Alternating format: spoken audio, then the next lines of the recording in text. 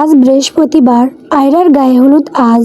আহমেদ বাড়ির সকলে সন্ধ্যার কিছুক্ষণ পরেই চলে এসেছেন।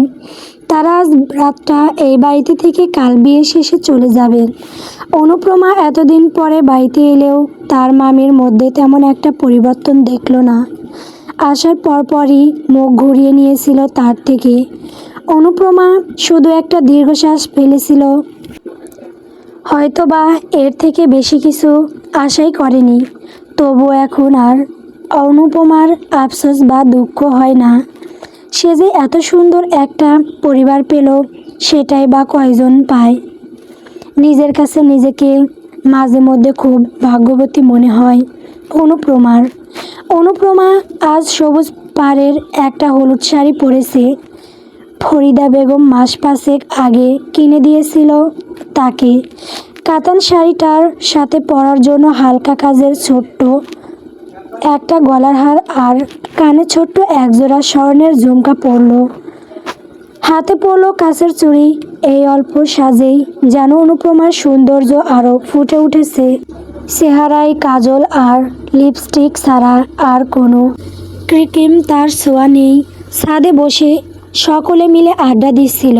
সেখানে তার কত কত পরিচিত মুখ, যাদের সাথে এত বছরও দেখা করার সুযোগ হয়নি, বা বাপ মা মরা মেয়েটার মামা বাড়ি ছাড়া আপন বলতে শুধু খালা ছিল। তিনিও হয়তো বছরের দু একবার খোঁজ নিয়েছেন। আর সবাইকে কত বছর পর দেখলো। এর মধ্যে আয়রার নানা বাড়ির দিকের কিছু মহিলা অনুপমাকে খোঁচা দিয়েও অনেক কিছু বলল। তা কি রে অনুপমা, এত বছর মামার বাড়ি খেয়েছিস পড়েছিস, বড়লোক শ্বশুরবাড়ি পেয়ে বিয়ের পর একবারও মামার বাড়ি আসলি না শুনলাম। অনুপমা কিছুক্ষণ চুপ করে থাকলো। খোঁচাটা খুব ভালোভাবেই বুঝতে পারল সে। তাই মুচকি হেসে সাধারণভাবেই জবাব দিল, কি করে আসতাম বলুন মামি। আসতে হলে তো আর একা আসা যায় না।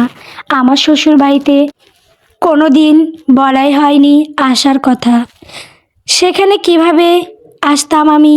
এই যে এখন বলা হলো আসলাম। তো এই বোনের বিয়েতে যদি দাওয়াত দেওয়ার পরেও না আসতাম, তাহলে না হয় বলতে পারতেন যে বড়লোক শ্বশুরবাড়ি পেয়ে মামার বাড়িতে পা পড়েনি। এরপর মহিলাগুলো আর কিছু বলল না। ওরা ভেবেছিল অনুপমা হয়তো উত্তরই দিতে পারবে না।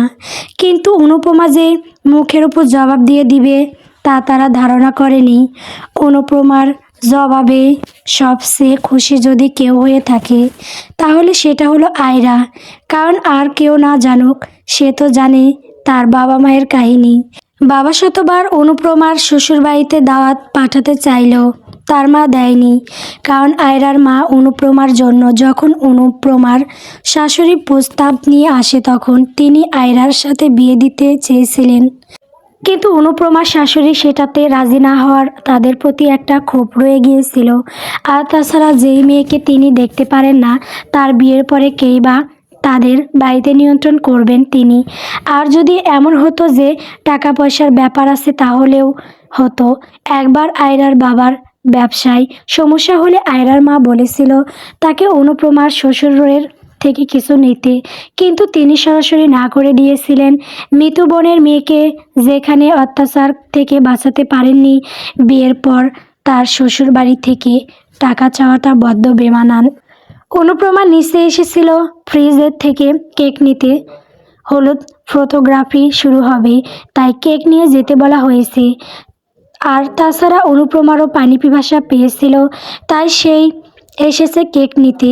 অনুপমা পানির গ্লাস নিয়ে চেয়ারে বসেছিল খাওয়ার জন্য। এমন সময় অনুপমার মামি সেখানে আসে। আশেপাশে বেশ কয়েকজন মানুষই ছিল। সবার সামনে অনুপমার মামি বলে উঠল, বসে বসে কী খাচ্ছিস চুরি করে? এইখানে কেন তুই? অনুপমার হুট করে কথাটা খুব গায়ে লাগলো। অনুষ্ঠান ছাদে হলেও অনেক বয়স্ক মহিলারা নিচে ছিল। তাদের সবার সামনে এভাবে বলা কি খুব জরুরি ছিল? কিছুটা দূরে চেয়ারে বসে ফরিদা বেগম আয়রার নানির সাথে কথা বলছিল। তিনি উঠে এসে অনুপমার কাছে দাঁড়ালেন। অনুপমার হাত থেকে গ্লাসটা নিয়ে দেখিয়ে বললেন, মেয়েটা পানি খেতে বসেছিল আপা, আর কিছু খেলে আমার মেয়েটা বলেই খেত। তারপর তিনি অনুপ্রমার দিকে তাকালেন। মেয়েটার অনুভূতি কি তিনি সঠিক বুঝতে পারলেন না। তবুও মেয়েটার মাথায় হাত রেখে বললেন, যা কেকটা নিয়ে যা, আয়রার সাথে ছবি তুলে আয়। 1 ঘন্টা পর আমরা বের হব। আমি তোর বাবাকে ডাকছি, কালকে বিয়ের সময় আবার আসবো। যা এখন। অনুপ্রমা আর কথা না বাড়িয়ে ছাদে চলে গেল। ফরিদা বেগম বাড়ির বাইরে গেলেন স্বামীকে ডাকতে। জুনায়েদ আহমেদকে গিয়ে কথাটা জানাতেই তিনি স্তব্ধ হয়ে গেলেন। এত বছর পর মেয়েটা মামার বাড়ি আসতো, কিছু না বলে যদি খেয়েও থাকে তবে সেটাকে চুরির কাতারে ফেলাটা কতটা নিকৃষ্ট মনের মানুষের দ্বারা হতে পারে তিনি ভেবে পেলেন না। তিনি কিছু বলার আগেই অনুপ্রমার মামা আফজাল সাহেব বাড়ির ভেতরের দিকে পা বাড়ালেন। তিনি জুনায়েদ দিনে অন্য সন্তানের সাথে কিভাবে এমন ব্যবহার সে করতে পারল। এর মধ্যেই আফজাল সাহেব স্ত্রীর গালে থাপ্পড় বসালো। ভাগ্নির ওপর এত অত্যাচারের পরেও কখনো তিনি স্ত্রীর গায়ে কখনো হাত তুলেননি। তবে আজ এমন দিনে মেয়েটার শ্বশুর বাড়ির মানুষের সামনে, এত মেহমানদের সামনে এমন করে বলাটা তিনি মেনে নিতে পারলেন না। আমার মা মরা ভাগ্নিটাকে তো শান্তি দিসনি কখনো। দিনের পর দিন মেয়েটার ওপর অত্যাচার করেছিস। তোরে কত করে বলছি, এমনটা যদি তোর মেয়ের সাথে হতো তাহলে কি তুই মেনে নিতে পারতি? এই ও কি তোর বাপের টাকা খাইছে রে? নিজের বাপের রেখে যাওয়া টাকা, মায়ের ভাগের টাকা খাইছে। তাও তোর এত কিসের জন্য রে? এত বছর তো মেয়েটাই বাড়িতে পাও ফেলে নাই। আজ এতগুলো মানুষের সামনে, ওর শ্বশুর বাড়ির সামনে তুই এমন কাজটা কেমনে করতে পারলি? ও যদি কিছু খেয়েও থাকে, তোর বাপের টাকা খাইতে গেছিল। ওনার চিৎকার কিছুতেই থামানো যাচ্ছে না। উপরে গান বাজনা হচ্ছে বলে এখানের আওয়াজ উপরে পৌঁছায়নি। জুনায়েদ আহমেদ ওনাকে নিয়ে চেয়ারে বসালেন, তবুও যেন তিনি শান্ত হতে পারছেন না। আয়রার মা কী করবেন ভেবে পাচ্ছেন না। প্রথমবারের মতো স্বামী তার গায়ে হাত তুলেছেন, এটা তিনি যেন কিছুতেই বিশ্বাস করতে পারছেন না। আফজাল সাহেব রক্তচক্ষু নিয়ে স্ত্রীর দিকে তাকালেন, যে কিনা কর্নারে চুপচাপ মাথা নিচু করে দাঁড়িয়ে আছে। এই বিয়ের ঝামেলা শেষ হলে এবার সত্যি তিনি এর একটা বিহিত করবেন। জুনায়েদ সাহেবের হাত ধরে করুণ স্বরে বললেন, ভাইজান, আমার মা মরা ভাগ্নিটা এত বছর পরে আমার বাড়িতে এসেছে। আজ বাদে কাল আমার মেয়ের বিয়ে। ভাইজান, আপনারা দয়া করে বাড়ি ছেড়ে যাবেন না। আমি আমার স্ত্রী হয়ে আপনাদের কাছে ক্ষমা চাচ্ছি। বলতে বলতে তিনি হাত জোর করে ফেললেন। জুনায়েদ সাহেব ভেবে দেখলেন, এখন তারা বাড়ি ছাড়লে একটা ঝামেলা হবে, তার চেয়ে বরং কাল কনে বিদায়ের পরপরই চলে যাবেন। তিনি আফজাল সাহেবকে আশ্বস্ত করলেন, তারা থাকবেন আজ। কালকে রাতে আসছি আমি, কিন্তু তোমার তো আরও 1 সপ্তাহ পরে আসার কথা। কেন আগে আসলে কি কোনো অসুবিধা আছে? অনুপ্রমা দূর থেকে আয়রার এত বছরের ভালোবাসার পূর্ণতা দেখছে। কিছুক্ষণ আগেই তাদের বিয়ে সম্পূর্ণ হয়েছে। আয়রা এবং আয়রার স্বামী দুজনেরই অনেক পরিশ্রম, এর ফল তাদের এই পূর্ণতা। সমবয়সী প্রেম হওয়া শুরু থেকেই তাদের অনেক কাঠখড় পোড়াতে হয়েছে। অনুপ্রমা সহ আয়রার আরও কয়েকজন মেয়ে কাজিনকে বলা হয়েছে আয়রার সাথে খেতে বসার জন্য।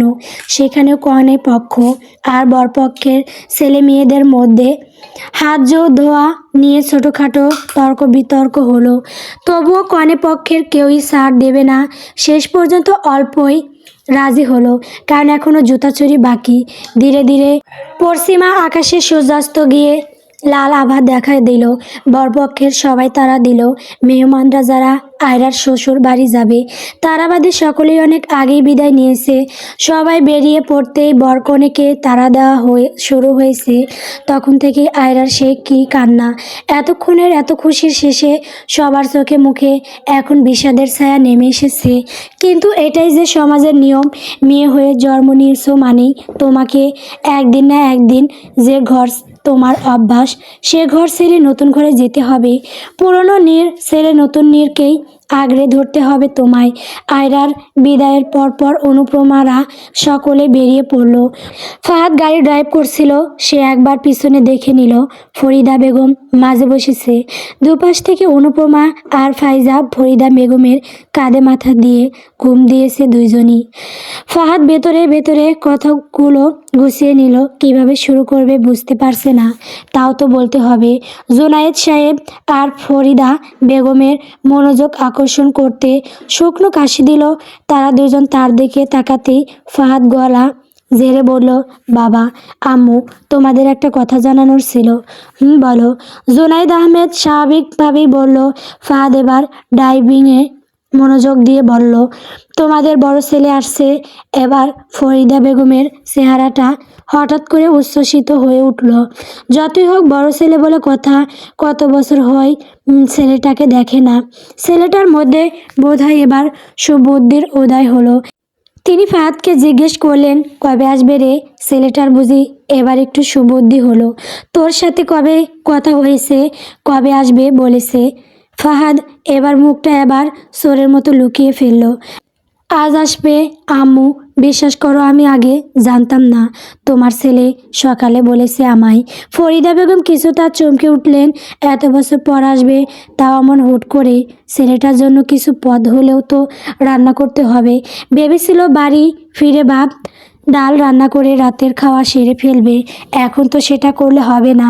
ফরিদা বেগম বাড়ি ফিরেই ফ্রেশ হয়ে রান্নাঘরে ঢুকেছেন। এখন সব তৈরি করে রান্না বসাবেন। মেয়ে দুটো হাত মুখ ধুয়ে এসে নিচে সোফায় বসেছিলেন। এখন গিয়ে দেখে আসলেন দুটোই ঘুমিয়ে কাদা। মেয়েরা কেউই রাতে ঠিকভাবে ঘুমায়নি। আড্ডা, বিভিন্ন খেলা খেলতে খেলতে ভোরের একটু আগে ঘুমিয়েছে। তার ওপর সারাদিন শরীরের ওপর দিয়ে ধকল গেল। প্রথমে আয়রার সাথে পার্লারে গিয়েছিল, তারপর ফটোশ্যুট স্পটে, তারপর আয়রার সাথে সাথে থেকেছে। ফরিদা বেগমের রান্নাবান্না শেষ হতে হতে রাত 11টার মধ্যে বেজে গেছে। তাড়াহুড়ায় সব কিছু করায় ঘেমে নেয় একাকার হয়ে গিয়েছেন তিনি। তাই ভাবলেন কাপড়টা পাল্টে নেওয়া যাক। তাই তিনি ঘরে চলে গেলেন কাপড় পাল্টাতে। অনুপ্রভা ঘুম থেকে উঠে বসলো। ক্লান্ত শরীরে কখন যে ঘুমিয়ে গিয়েছিল সে টের পায়নি। উঠে আড়মোড়া ভাঙতেই কলিং বেলটা বেজে উঠল। সে ঘড়ির দিকে তাকিয়ে দেখলো 11টা বাজতে 10 মিনিট বাকি। অনুপমা ভাবলো হয়তো ফাহাদ বাহিরে গিয়েছিল। অনুপমা উঠে দরজা খুলতেই দেখলো একটা লোক হাতে একটা কাপড়ের ব্যাগ আর কাঁধে একটা কালো ব্যাস। ঘুমের চোখে লোকটাকে কেমন চেনা চেনা লাগলো, তবে ঠিক চিনতে পারল না কাকে চাই। অব্র অন্ধকারে কিছুই দেখল না। অচেনা গলার স্বর আর একটা মেয়ের অবয়ব দেখে উল্টো প্রশ্ন ছুড়ল, আপনি কে? অনুপ্রমা পাল্টা প্রশ্ন বিরক্ত হলো, তবে কিছু বলার আগেই লোকটা এক্সকিউজ মি বলে ভেতরে চলে এলো। ইতিমধ্যে ফাহাদ কলিং বেলের আওয়াজ শুনে নিচে নেমে এসেছে। ফাহাদ এগিয়ে এসে হাতের ব্যাগটা নিয়ে অব্রকে জড়িয়ে ধরল। ভাই, আসতে দেরি হলো যে? ট্রেন চেঞ্জ হয়েছে মাঝপথে। অল্প স্বল্প কথা বলেই উপরে চলে গেল অব্র। অনুপ্রমা দরজা আটকে দিয়ে লোকটার দিকে তাকিয়ে রইল। অব্র নামটা আগে শুনেছে বলে মনে পড়ছে না তার। কে ইনি? অনুপ্রমা দূর থেকে ফাহাদ আর লোকটার কথা শুনে যতটুকু বুঝতে পারল লোকটার নাম অব্র। কিন্তু কে উনি? কখনো তো আগেই নাম শুনেছে বলে মনে পড়ছে না। তার উপর দেখলো লোকটা বিনা দ্বিধায় সিঁড়ি বেয়ে উপরে চলে গেল। আশ্চর্য, মনে হচ্ছে এবারে লোকটার বহু বছরের চেনা। অব্র চলে যেতেই অনুপ্রমা সে দিক থেকে দৃষ্টি সরিয়ে ফাহাদের দিকে এগিয়ে গেল। সামান্য ভ্রু কুঁচকে তাকে প্রশ্ন করলো, ভাইয়া, লোকটা কে? তোমাদের কোনো আত্মীয়? আগে তো কখনো দেখিনি। এত রাতে আসলেন, উনি কি থাকবেন এখানে? ফাহাদ প্রথমে কিছুটা ভড়কে গেল অনুপ্রমার প্রশ্নে। শেষে কিনা নিজের স্বামীকেই চিনতে পারছে না মেয়েটা। পরক্ষণেই মেয়েটার সাথে হওয়া অন্যায়ের কথা মনে পড়ল। তার ভাই তো সেই 6 বছর আগে মেয়েটাকে সমাজের কাছে অপরাধী বানিয়ে একা ফেলে চলে গিয়েছিল। পুরনো কথা মনে করে ফাহাদের মনটা কিছুটা বিষিয়ে উঠল। তবে এখন পুরনো কথা মনে করে লাভ নেই। ফাহাদ হুট করে হেসে উঠল। অনুপ্রমা অবাক চোখে ফাহাদের হাসি দেখল। আশ্চর্য, সে হাসির মতো কি বলল, এ কি, তুমি হাসছো কেন? হাসির মতো কি বললাম আমি? ফাহাদ হাসি চেপে উত্তর দিল, তোর দ্বিতীয় বর। ওই দিন বলেছিলাম না, পাত্র পেলে আবার তোর বিয়েটা দিয়েই দিব। তাই পাত্র এসেছে। অনুপমা ফাহাদের উল্টাপাল্টা কথার কোনো আগামাথায় পেল না। সে ফ্যাল ফ্যাল করে তাকিয়ে রইল। ফাহাদ এবার হাসি থামিয়ে বলল, বড় ভাইয়া উনি তোর বর, জিহাদ আহমেদ। অবশ্য সবাই অব্র বলে ডাকে, আগে কখনো বলা হয়নি জানি। তোর বর আজ ফিরেছে বাড়িতে। অনুপমা যেন কিছু মুহূর্তের জন্য থমকে গেছে। তার মাত্র ঘুম থেকে ওঠা মস্তিষ্ক যেন কিছু ঠাউর করতে সক্ষম হলো না। কি বলল ফাহাদ? তার বর জিহাদ। কিন্তু তিনি হুট করে বাড়ি আসবেন কেন? ফাহাদ অনুপমার ভাবনার মাঝে বলে উঠল, যা হাত মুখ ধুয়ে নে, ভাইয়া আসবে এখনই, খেতে বসবো এখন। অনুপমা আতকে উঠল, বলল, ভাইয়া তোমরা খাও, আমি আম্মুর সাথে পরে খাবো। যাই। হ্যাঁ বলে সিঁড়ি বেয়ে নিজের ঘরে চলে গেল। ফাহাদ সেদিকে তাকিয়ে রইল। মেয়েটার মাথায় কী চলছে বুঝতে পারল না। অবরোধ থেকে নিজেকে আড়াল করতে চাইছে না, তো আবার পরপর দীর্ঘশ্বাস ছাড়ল। তাছাড়া আর কি করবে মেয়েটা? 6 বছর আগে সমাজের তপের মুখে ফেলে যাওয়া স্বামী এসেছে শুনে দং দং করে তার সামনে গিয়ে নাচবে। ফাহাদ চলে গেল ফাইজাকে ঘুম থেকে তুলতে। এর যা ঘুম, বাড়িতে আগুন লেগে গেলেও উঠবে কিনা সন্দেহ। ফাইজা ঘুম থেকে উঠে অব্র আসার খবর পেয়ে লাফালাফি শুরু করে দিয়েছে। এর মধ্যে ফরিদা বেগম নিচে এসে শুনলেন অব্র এসে ফ্রেশ হতে গিয়েছে। তিনি খাবার টেবিলে এনে রাখছেন। জুনায়েদ সাহেবও ঘর থেকে বের হলেন। অব্র এসে প্রথমে জুনায়েদ আহমেদকে সালাম করলো, ফাইজাকে বুকে জড়িয়ে ধরল। সেই কত ছোট রেখে গিয়েছিল বোনটাকে, আর এখন চিনতেই কষ্ট হচ্ছে। ফরিদা বেগম রান্নাঘর থেকে বের হতেই অব্র গিয়ে তাকে সালাম করলো। ফরিদা বেগমের মনটা কেঁদে উঠল। ছেলের বুকে ঝাঁপিয়ে পড়ে কেঁদে উঠলেন। যতই ছেলের উপর রাগ জমে থাকুক, দিন শেষে সবচেয়ে বেশি বুক তারই পড়েছে। ছেলেটাকে কত বছর দেখেনি তিনি, সাথে এত বছর যোগাযোগও হয়নি। হালকা পাতলা গড়নের ছেলেটাকে চেনা দায়। দেখতে এখন সুঠাম দেহের তারগা যুবক। জুনায়েদ আহমেদ বললেন, ফরিদা, ছেলে যখন ফিরে এসেছে কান্না আরও সময় পাবে। ছেলেটা কত দূর থেকে জার্নি করে এসেছে, খেতে দাও ওকে। খাওয়া দাওয়া শেষে ভরা পেটে কাঁদতে বসবো না হয় সকলে একসাথে। একথা শুনে এখানে উপস্থিত সকলে এক দফা হেসে নিল। ফরিদা বেগমও কান্নার মাঝে হেসে উঠলেন। চোখ মুখ মুছে ছেলেকে খেতে বসালেন। অব্র বলল, মা তুমিও বসো, এসে আমরা খাবার নিয়ে নিব। আর এত কিছু রান্না করতে গেলে কেন? আমি যতদূর জানি তোমরা কোনো এক বিয়ে বাড়ি থেকে ফিরেছো। ফরিদা বেগম কিছু বললেন না। ছেলে এতদিন পর ফিরেছে, তাকে এমনি এক তরকারিতে খাবার খেতে দেবেন নাকি? জুনায়েদ সাহেব অনুপমাকে না দেখে বললেন, ফরিদা, অনু কি ঘুম থেকে ওঠেনি? ওকে ডেকে নিয়ে এসো, নয়তো রাতে না খেয়ে ঘুমাবে। সেই কোন দুপুরে অল্প খেয়েছিল, বলবে তোর বাবা খেতে ডাকছে। ফরিদা বেগম ভেবেছেন মেয়েটা বোধহয় ঘুমোচ্ছে, কিন্তু ফাহাদ বলল, অনু তো উঠেছে, ও বলে গেল পরে খাবে, তাই আমি আর ডাকিয়ে আনিনি। জুনায়েদ সাহেব ফরিদা বেগমকে পাঠালেন অনুপমাকে ডেকে আনতে। ফরিদা বেগম একবার বড় ছেলের দিকে তাকিয়ে অনুপমাকে ডাকতে চলে গেলেন। তাদের পুরোটা কথার নীরব দর্শক ছিল অব্র। সে বুঝতে পারল না তারা কার কথা বলছে। অনুকে। ফরিদা বেগম বলছেন অনুপমাকে খেতে যেতে, কিন্তু সে কিছুতেই যেতে রাজি না। সে পরে খাবে। অনু, মায়ের দিকে তাকা। অনুপমা এবার ফরিদা বেগমের দিকে তাকাতেই ফরিদা বেগম অনুর গালে হাত রেখে বললেন, ভয় পাচ্ছিস সত্যের সম্মুখী হতে? তুই কেন ভয় পাবি? তোকে এমনটা শিখিয়েছি আমি। তুই না আমার শক্ত মেয়ে? তুই এতদিন এত মানুষের কথা সহ্য করেছিস। জানি এখানে সব দোষ আমার, আমার দোষেই তোর এত কথা সহ্য করতে হয়েছে মা। তবে এখন কেন তুই ভয় পাচ্ছিস? পাবি না, আমি তোর মা। যাই হোক, তুই আমাদের মেয়ে হয়েই থাকবি।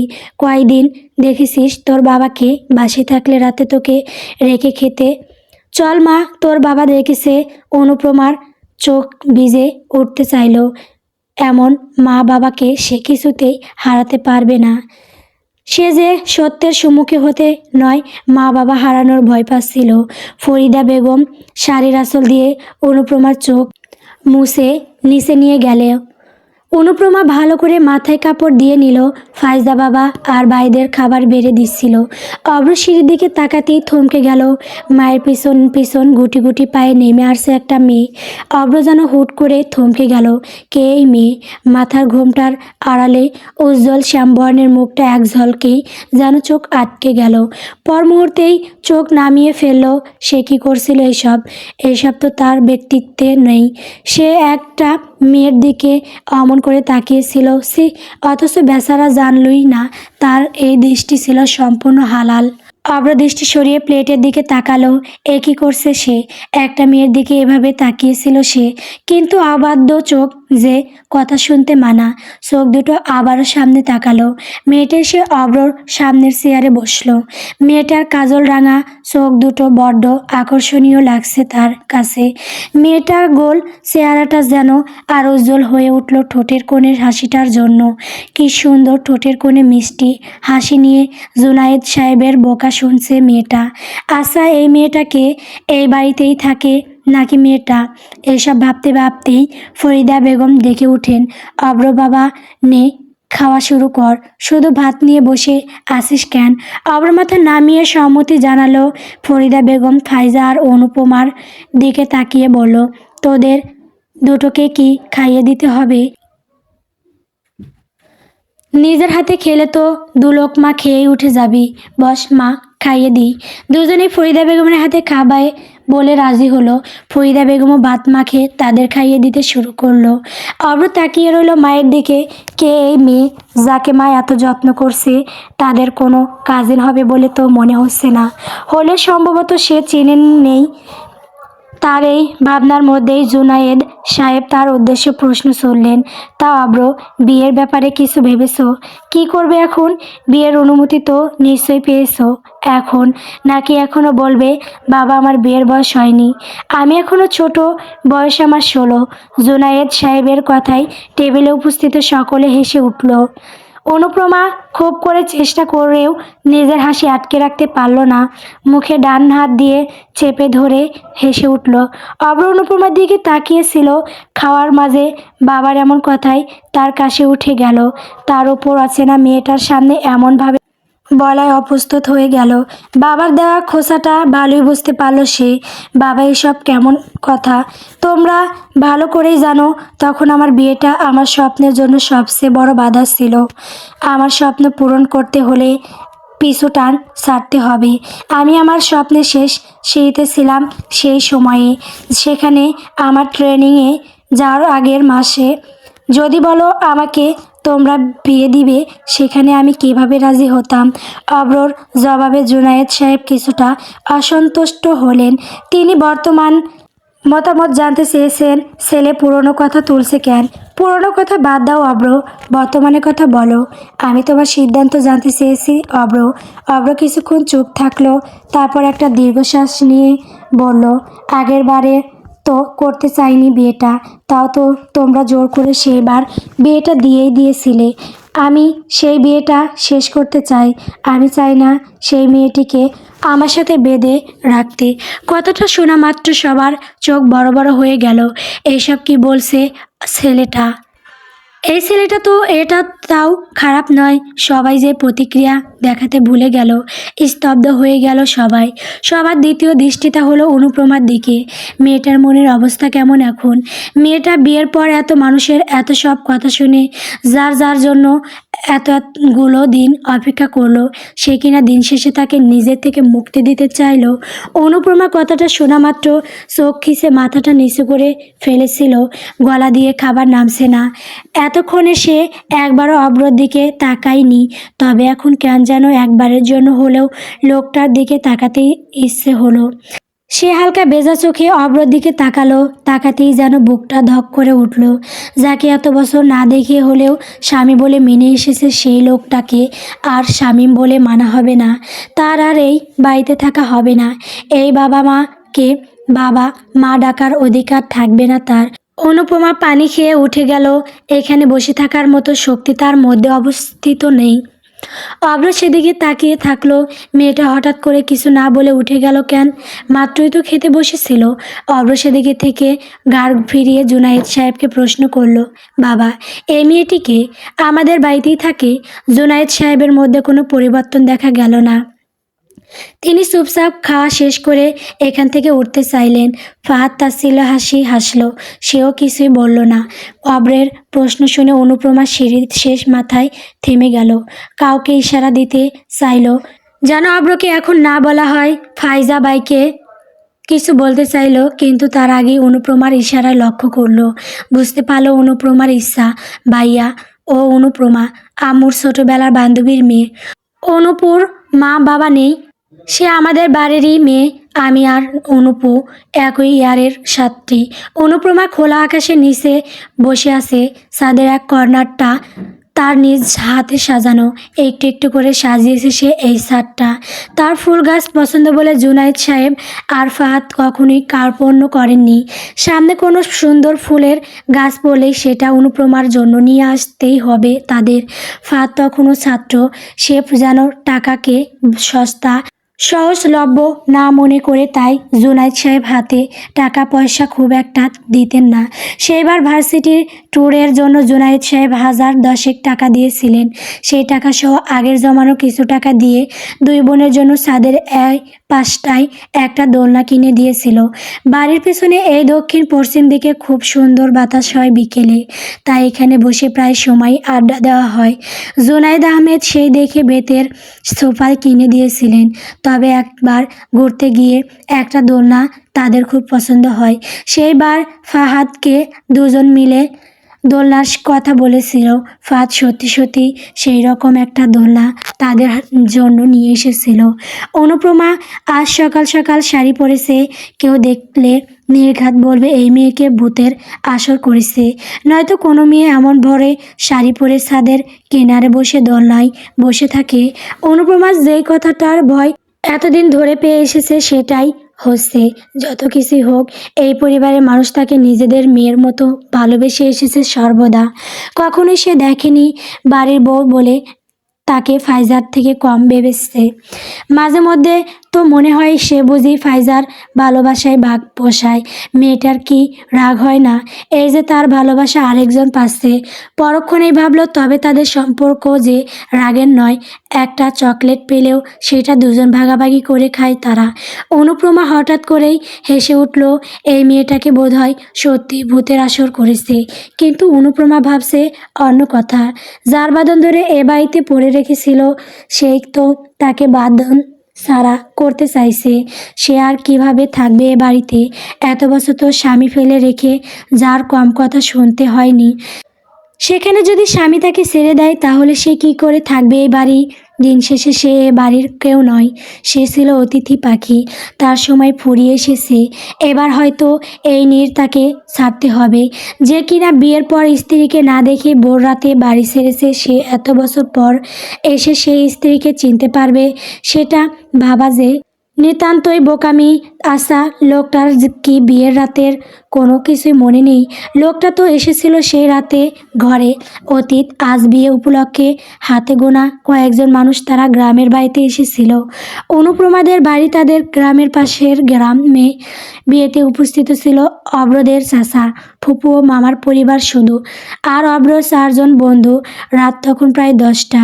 অব্র বন্ধুদের সাথে বেরিয়ে গেছে। সে মূলত এখন একা থাকতে চাইছে।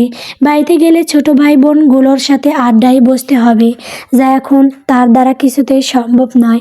সবাই তার বিপক্ষে। সে কাউকে বোঝাতে পারেনি এখন এটা তার ভবিষ্যতের জন্য কতটা প্রভাব ফেলবে। যেখানে আর মাসখানেক পর তার ট্রেনিংয়ের ডেট। এখন তার নামে পাশে বিবাহিত ট্যাগ লেগে গেলে তার এত বছরের স্বপ্ন ধূলিসাৎ হয়ে যাবে। তবুও পরিবারের মানুষগুলো এই কথা না ভেবে বিয়ে দিয়ে দিল, অথচ সে এখন পর্যন্ত সে একবারও তার সদ্যবিবাহিত বউটার দিকে তাকায়নি। সে রাগ যেন সেই মেয়েটির ওপর পড়েছিল। আমাদের প্রত্যেকের একটা না একটা খারাপ বন্ধু থাকে, যে সবসময় নেগেটিভ চিন্তা ভাবনার পক্ষে থাকে। আমরা চাইলেও পারি না তাকে ভালো করতে, আর না পারি তার সাথে বন্ধুত্ব নষ্ট করতে। অব্রর তেমন একটা বন্ধু, নাম নাদিম। নাদিম অব্রর অবস্থা দেখে বলল, এই মামা প্যারালোস ক্যা, চল একটু বাং খাইয়া আহি, দেখবি মনে এক্কেরে চাঙ্গা। অব্র রাগী দৃষ্টিতে তাকায়, তার কিছু বলার ইচ্ছে নেই আপাতত। তবে নাদিম হার ছাড়ার পাত্র নয়। দেখ মামা, তোর তো মেডিকেল টেস্ট শেষ, এখন একটু খেলে কিছু হবে না, চল না মামা। তার বাকি 3 বন্ধু বাধা দিলেও সেদিন সত্যি সত্যি রাগের মাথায় অব্র ছাইপাস খেতে গিয়েছিল। তবে এক চুমুক খাওয়ার পর সে আর খেতে পারেনি। জীবনে প্রথমবারের মতো এসব খাওয়ার অল্পতেই নেশা চড়ে গিয়েছিল। নেশা চড়ে যাওয়ার আরও খেতে চেয়েছিল। তবে ওর বাকি 3 বন্ধু ওকে বাধা দেয়। তাকে নিয়ে বাড়িতে দিয়ে এসেছিল। নেশার ঘরে দুলতে দুলতে সে বাড়িতে প্রবেশ করেছিল। দরজা খুলে দিয়েছিল আরহাম, সেই তাকে ঘরে দিয়ে এসেছিল। অব্র তখন নিজের ঘরে, নিজের বিছানায় একটা মেয়েকে দেখে অবাক হয়ে তাকিয়েছিল। আশ্চর্য এই মেয়েকে, তাও আবার তার ঘরে। সে গিয়ে মেয়েটার পাশে বসলো, খুঁটিয়ে খুঁটিয়ে দেখতে লাগলো। নিতান্তই বাসে একটা মেয়ে, কাল সিটে পড়ে যাওয়া গায়ের রঙে লাল শাড়িটা কেমন যেন বেমানান লাগলো। হঠাৎ যখন মস্তিষ্ক সংকেত দিল, এটা তোর বউ অব্র, তোর বাবা মা এই মেয়েটার সাথে তোর জোর করে বিয়ে দিয়েছে, ঠিক তখনই নেশার ঘরে থাকা অব্র নিজের বিবেক বুদ্ধি যতটুকু ছিল ততটাও হারিয়ে ফেলল। তারপর গল্প নেশা লাগিল রে। বন্ধুরা, গল্পটি কেমন হয়েছে কমেন্ট করে বলবেন। পরবর্তী পর্ব পাওয়ার জন্য অবশ্যই আমার চ্যানেলটিকে সাবস্ক্রাইব করবেন। সাবস্ক্রাইব করলে গল্প দেওয়া হবে, তাছাড়া দেওয়া হবে না। ধন্যবাদ।